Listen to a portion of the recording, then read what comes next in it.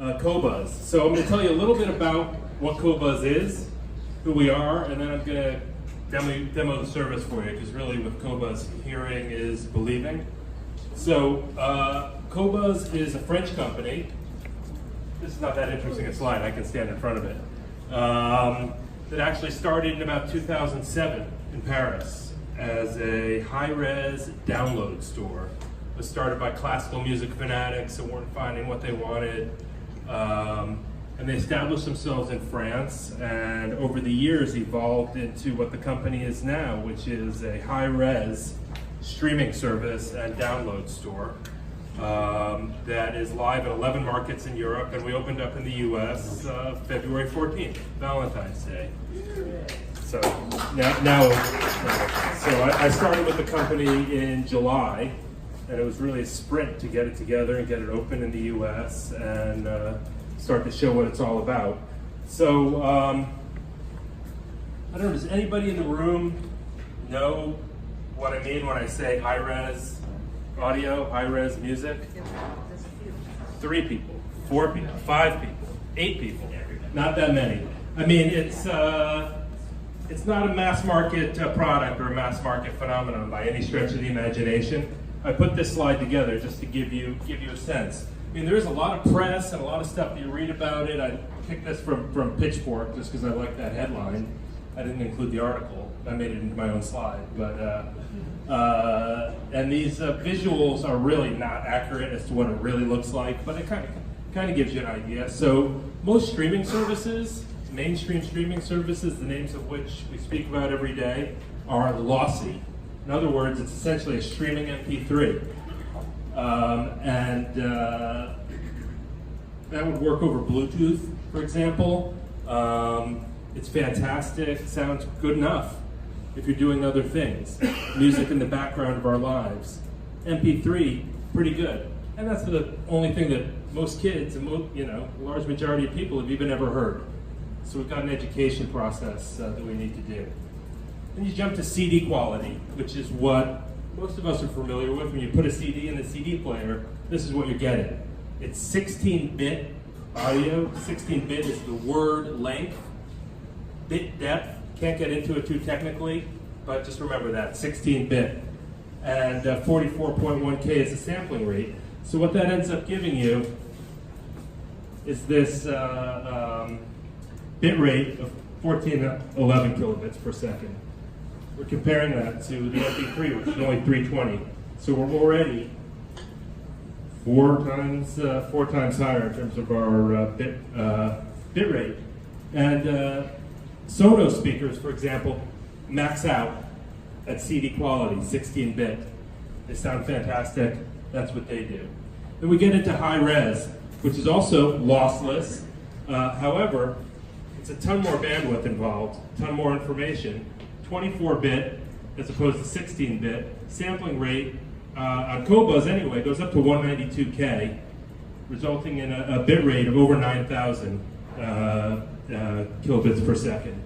So you can see just on the face of it, there's some numbers here that are quite relevant. High-res audio just has more information. It really is something you can't hear in the stock earbuds, your AirPods. Spotify is probably good enough for you, I'm sorry to say. However, if you've got half-decent equipment and you listen to music as the activity itself, where you're putting on music and you're paying attention to it, not putting it on, in the background, not musical wallpaper, lossless in general and high-res specifically makes a huge difference. It's just that much more of an immersive experience. So Qobuz offers all three. Really, the differentiation is this high-res tier. We're the only service that streams native 24-bit. It's a FLAC file, if you're familiar with FLAC. It's a streaming FLAC file. It's really nothing fancy, but it sounds fantastic. So Qobuz is really about more than just the quality of the audio. It's kind of the idea of quality in general. It's a French company, so these guys here know qualité. It's Watch this. I'm very, very pleased that I figured out how to do that. So the quality of sound, like we mentioned, studio quality, that's what we call high res. Because when people record in the studio, they're recording in 24-bit. It's high res in the studio. It's only once it leaves the studio and gets mastered for commercial release that they take it down to 16-bit. And then on mainstream streaming services, stepped on again down to 320. But there's also other elements. I mean, everything about Qobuz is focused on music lovers and people who are really into music as something more than just background. So we've got a whole staff in France and a small team here in New York doing great programming and curation. We're focused on the album. We've got lots of playlists, but it's not about our playlists and our taste as much as it is about the general idea of quality music. We've also got a lot of original editorial content, our own reviews of important releases, long-form articles, all right within the apps. And then the context and the culture around the music, so we're a prime target to become clients of Jacksta because we've got tons of metadata that we get from X number of sources. There could be more sources. But definitely as many as any of the competitors, if not more. And then very interestingly, digital booklets right within the service. So these are CD booklets just like iTunes has. You used to have those digital booklets. We've got them right in the streaming service. So for genres like classical and jazz, it's really essential. I'm just going to jump over and show you the service very quickly so you can see what it's all about. So this is on the Mac desktop app. There's iPhone, Android apps, Windows app, web player. It's built into Sonos. It's built into Blue Sound. It's built into a lot of different hardware platforms already, based on the fact that the company's been operating in Europe for several years already. But you'll see immediately, this is our front page that anybody sees. It's not pop. It's not mainstream, top 40, hip hop. This is really geared at audiophiles and people who are into really good sounding music. Our audience tends to be older, whereas most streaming services are really going for the kids. We're for everybody else. The kids' music is here, but it's not necessarily going to be featured up front and really focused on the way we do it. We've got some cool features here. This genre selector is actually pretty unique because you can reconfigure the whole store just based on the genres you're interested in. Now I'm interested in everything, but if I was interested in only classical and hip hop, could be, right? Could be. This is what you get. So all of the banners, all of the new releases, everything is going to reconfigure just for the genres I selected. We've got our playlists. These are all human curated. We're adding some AI and machine learning and all that kind of mumbo jumbo in the future, but it wasn't really part of the original vision. The guys who started the company said, these people, they've spent $100,000 on their stereo system. They know what they want to listen to. We don't need to figure that all out for them, but we do it, and we're doing more of it, but this is an enormous amount of work goes into hundreds of human curated playlists. And this is what I was talking about, these long form articles. Really cool, right within the service with stuff you can listen to while you're reading. And you know, this is for people like me. I want to get into it when I'm listening and really lean in and learn and listen. And there's a playlist attached to it. So that's pretty unique as well.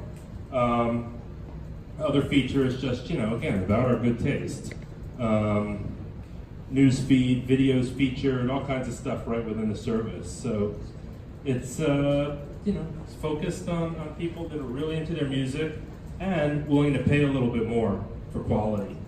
And this is, Are those dollars? What are those? No, it's yen. It's dollars. It's dollars. The CD quality is $20 a month or $200 a year. That's comparable with what some other guys are charging for lossless. When we go to the high res tier, $25 a month or $250 a year. I think I mentioned we also have a download store, still pushing downloads. In Europe, it's actually doing amazingly well.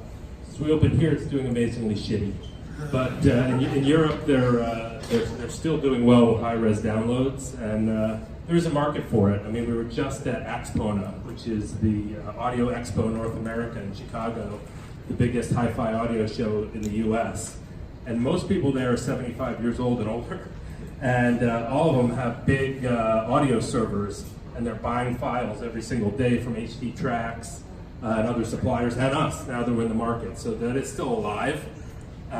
It's more margin for everybody. Everybody likes it. We're going to keep pushing the downloads. So we've got this top tier subscription, which is an annual plan for $300 a year.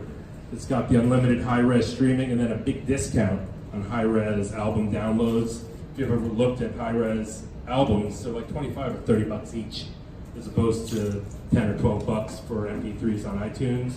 So with this plan, the users get basically these high-res albums for iTunes prices, which is a huge value. If they buy a couple albums, they've made their money back. So that's the pricing of the plan, or the plans. And you know, it's interesting. We've got a huge amount of support from the record companies, as you can imagine, because streaming music has been a race to the bottom in terms of price and competing with free. Yes, we get it. But there's a common misconception that you can't have streaming music that costs more than $10 a month, and we're proving the opposite. That for a premium product and something that is geared towards the top of the market, there is an audience for something that costs more, and so we're just hammering home that message of quality and a premium. I mean, that's the word. That's the word, and people are willing to pay more. Not kids, not my 12-year-old daughter, but adults, people who care about sound quality, people who've spent hundreds or thousands or tens of thousands of dollars on audio systems, whether it's hi-fi or in their homes or portable. So now, for the first time, the gasoline for these Ferraris that people are carrying around in their pockets exists, and it's been pretty cool. Like I said, we've been open for 6 weeks or 8 weeks now, and we're still here. So what I was going to do was actually play you something, just so you can hear it. The speakers are a French company that we work real closely with called WLA, and these are powered speakers. They are high-res compatible, so unlike Sonos, these do 24-bit. They sound amazing. You can use them individually or pair it up like we've got here for stereo. And if I can find my iPad, I was going to play some music. Okay, so my question is, how much bandwidth does this require? Does your high-res FLAC streaming require? I got it. Yes, we say that you can safely do it with 20 meg internet. More is better. The service has a few, listen, these are huge files. 192 FLAC is, 30 times the size of an MP3. It takes up a lot of bandwidth. Now, if you've got a $100,000 stereo system, whatever. I mean, maybe you don't care. But for the rest of us, the apps all have an import function where you can save as much music from the service in whatever quality we have it, high-res or CD quality, on your device, up to the capacity of the device. It's tethered to the subscription, but that's great if you're traveling, you don't want to use bandwidth, whatever, you could have hundreds of albums saved. So I'm going to play a track now that it's recent. It's London Grammar. You may know this. But it's very well recorded, and it is got a lot of dynamics in it, and that's really where you can hear high res. It's music that has dynamics. Most of today's pop is so compressed anyway. High res doesn't reveal it. I mean, it sounds worse than high res, but well recorded stuff without tons of unnecessary compression. Sound great. So let me play the track, and then or part of the track, I'll take some more questions.